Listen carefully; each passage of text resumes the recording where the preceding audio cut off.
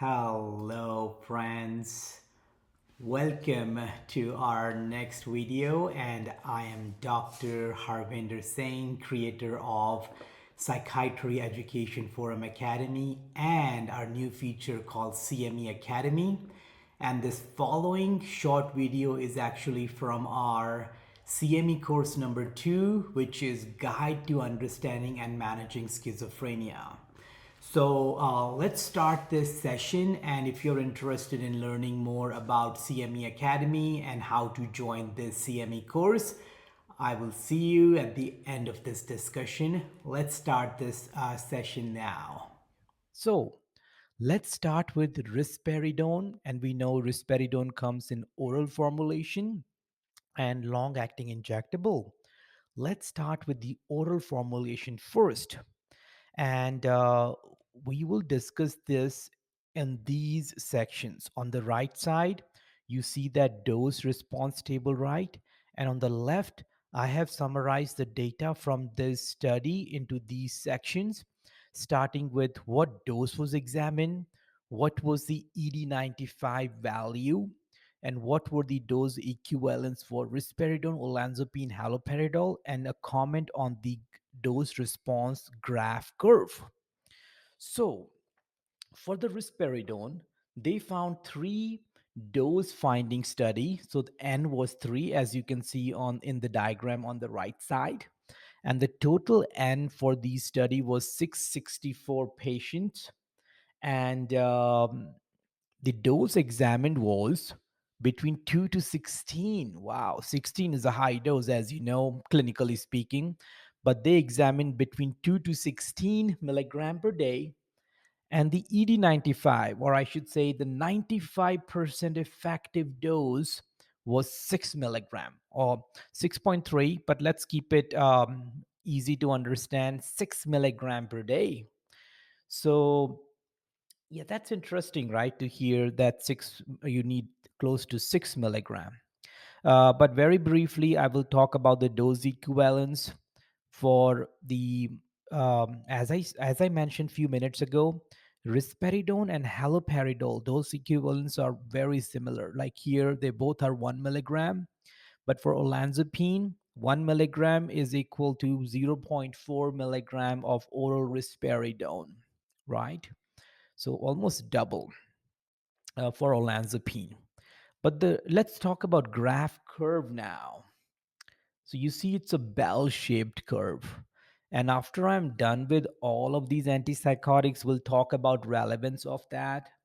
But you know what bell-shaped curve means, that as the dose increases, you don't see big improvement in response, rather you see a downward trend here. So once it reaches that 6 milligram, I'm not sure how much more benefit we can get out of that. So this is how we will talk about each antipsychotic. Now let's go to risperidone long-acting injectable, same bell-shaped curve.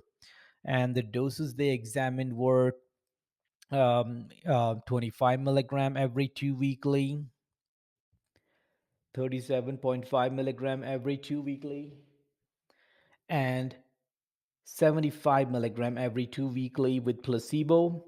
And this was actually only in one study in 283 acute patients.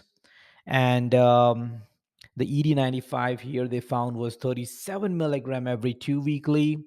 You can read about the dose equivalence. Just keep an eye on risperidone and haloperidol. They're similar here too.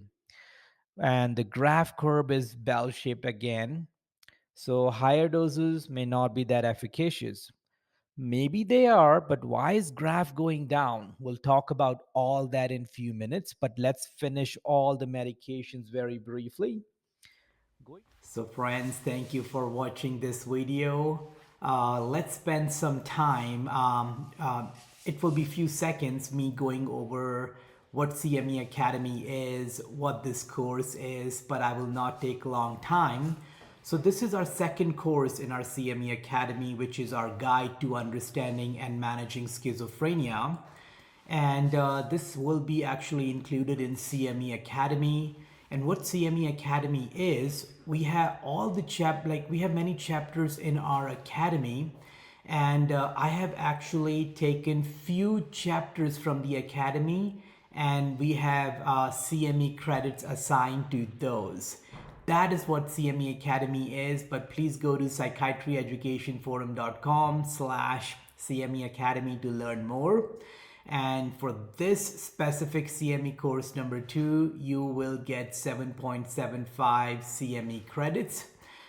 These are the chapters. I will not go into detail, but the first chapter is comparing 32 antipsychotic.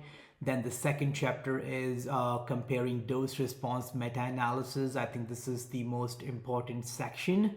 And then we have another section on various antipsychotics, followed by understanding the schizophrenia progression, psychological approaches for auditory hallucinations, and understanding 50 years of research in schizophrenia, and understanding the risk of schizophrenia with the use of cannabis in adolescents.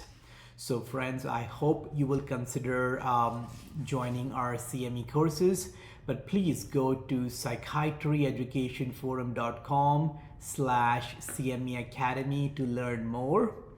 I will see you in our next video discussion. Till then, you all take care and bye for now. Thank you.